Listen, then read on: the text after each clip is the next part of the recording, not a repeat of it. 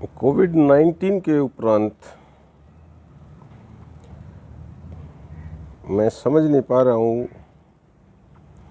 कि हमारी जो एजेंसीज़ हैं, जो हमारे अधिकारी हैं और विभिन्न जो डिपार्टमेंट्स हैं, यूनिवर्सिटी, स्कूल, बोर्ड्स, वो मुझे ऐसा लगता है जैसे कोई भयंकर विपदा आने पर या व्यक्ति को चोट लग जाने पर जिस प्रकार से चोटिल व्यक्ति का मस्तिष्क कार्य करना बंद कर देता है, बेहोश हो जाता है आदमी, या यूं कहीं उसका मस्तिष्क हैंग हो जाता है, कुछ ऐसी जो परिस्थितियां हैं वो मैं विभिन्न यूनिवर्सिटीज़, यूजीसी, इवन यूजीसी या विभिन्न स्कूल बोर्ड्स, विभिन्न स्टेट बोर्ड्स, सेंटर बोर्ड्स हैं, वो कुछ इस तरह की चीज़ें दिखा रहे हैं, ऐसे सिम्टम्स सामने आ रहे हैं कोविड-19 के उपरांत, मानो सब कुछ हैंग हो गया है।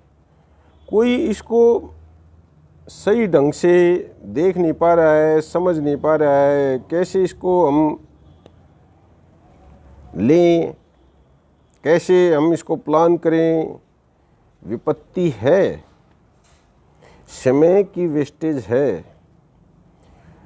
जो ये विशेष तौर से जो ये नया सत्र आया है, मार्च, अप्रैल, मई, जून, जुलाई, अगस्त तक हम पहुंच गए हैं, तो यूँ मान लें कि मार्च वाला सेशन या महीना तो पिछले सेशन में जा चुका है, किंतु जो अप्रैल से सेशन शुरू हुआ, अप्रैल, मई, जून, जुलाई, अगस्त, हमारे ये 5 महीने जा चुके हैं। और वैसे तो कहा नहीं जा सकता, लेकिन संभावनाएं हैं कि अप्रैल, मई, जून, जुलाई, अगस्त, सितंबर, अक्टूबर, नवंबर, दिसंबर, अगर हम दिसंबर तक भी इसको कुछ हद तक मान लें कि भाई दिसंबर तक या जनवरी तक ये कोविड-19 चलेगा, या उसके बाद हो सकता है हम इसको कंट्रोल कर लें, दवाई आ जाएं, प्रिकॉशंस हम थोड़ी लूज़ कर पाएँ, स्कूल कॉलेजेस खुल पाएँ, या जो नीट की तैयारी कर रहे हैं बच्चे या जेईई मेंस के लिए जो परीक्षा की घोषणा हो चुकी है। मेरा नज़रिया है, मैं ये मानता हूँ कि बोर्ड्स, यूनिवर्सिटीज़, यूजीसी इन चीज़ों को काउंट करके कहीं कोई डिसीजन मेकिंग की स्थिति में नहीं आ पा रही है। ये कोई सामान्य समय में होने वाली घटना नहीं है। सैकड़ों वर्षों में ऐसी सिचुएशंस क्रिएट हुई हैं और हम देख रहे हैं। तो इसको हमने पैनिक में आकर अगर 0 ईयर या इस तरह की अवस्थाओं में हम ले गए तो इससे देश का भी नुकसान है, बच्चों का भी नुकसान है। और ये समस्या कोई स्टेट या देश विशेष के सामने नहीं है, ये वर्ल्ड वाइड है। तो इसका समाधान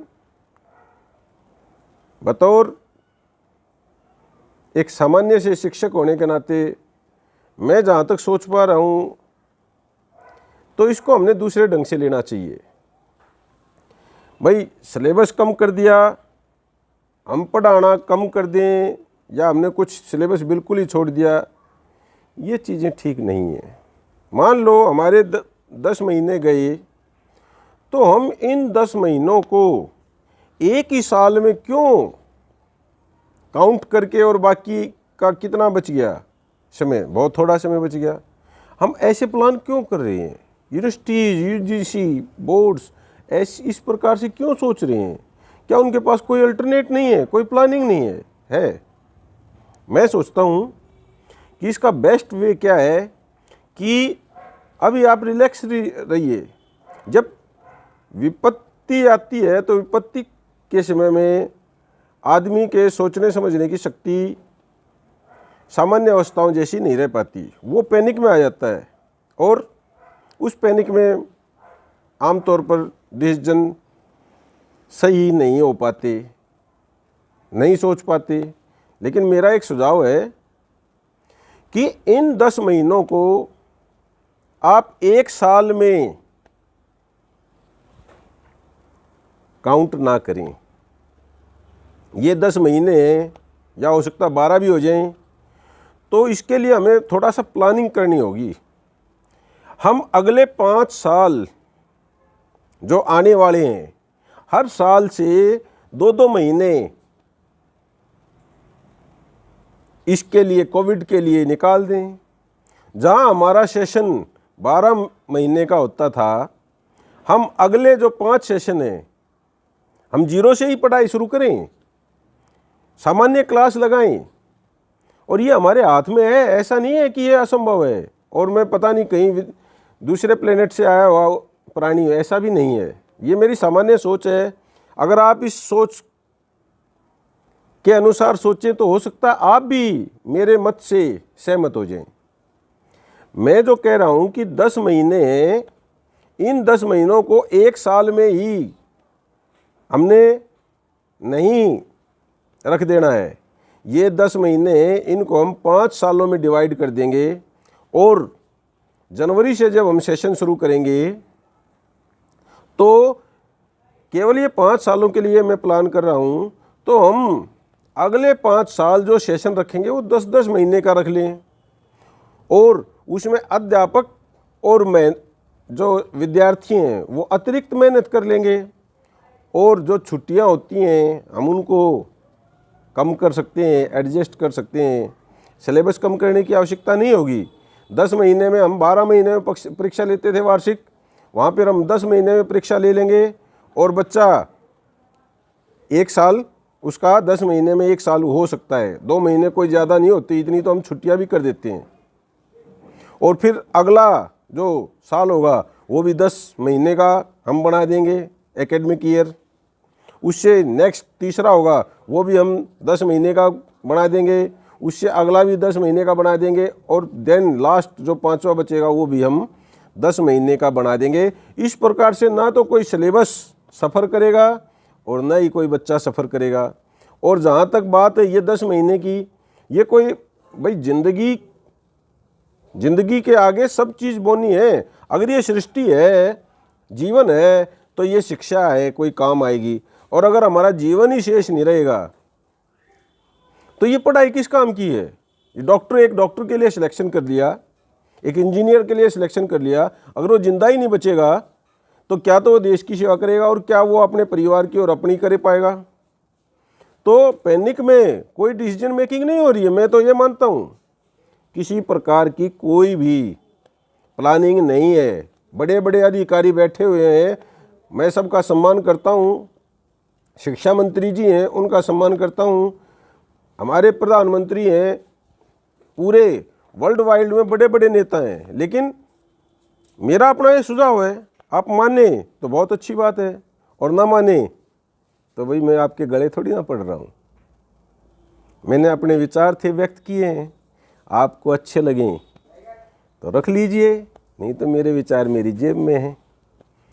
तो सरकार को इस तरह से कुछ प्लानिंग करनी चाहिए। ऐसे नहीं कि हम फॉर्मेलिटी के तौर पर बच्चों को ऑनलाइन पढ़ा रहे हैं, बच्चे पढ़ नहीं पा रहे हैं। ऑनलाइन वन वे ट्रैफिक है। टीचर अपना जॉब कर सकता है, लेकिन बच्चा जो एक मान लो 5 साल का है, 10 साल का है, 15 का है, उसे क्या पता है भाई? वो अपनी मस्ती में है, उसकी मस्ती मत खराब कीजिए। बेवजह जो ये ऑनलाइन टीचिंग मैं करवा रहा हूँ, मैं मना नहीं कर रहा, नहीं करवा रहा, मैं भी सरकार के आदेशों की पूरी पालना करता हूँ, इज्जत करता हूँ। उनकी सोच है उस पर मैं अमल कर रहा हूँ, लेकिन ये मेरी सोच, अगर आप इस पर थोड़ा सा ध्यान दें तो कोई बुरी बात नहीं है। हो सकता है आपको भी ये बात समझ में आ जाए। तो मेरा ये सभी यूजीसी जो संस्था है उससे भी रिक्वेस्ट है, विभिन्न बोर्ड, सेंटर बोर्ड्स और विभिन्न स्कूल, चाहे वो नर्सरी का है, चाहे वो केजी का है, चाहे वो lower primary, upper primary, secondary, senior secondary और देन कॉलेज और यूनिवर्सिटीज़, उसमें नीट का एग्ज़ाम से संबंधित, जेई मेंस से संबंधित या और कितने एमबीए और मैनेजमेंट के कोर्सेज हैं, उन सभी के लिए मेरा ये एक छोटा सा सुझाव है, आप इस पर थोड़ा सा गौर फरमाएंगे तो हो सकता है हमारी जो आने वाली पीढ़ियाँ हैं उनकी कुछ भलाई हो जाए। धन्यवाद, थैंक यू।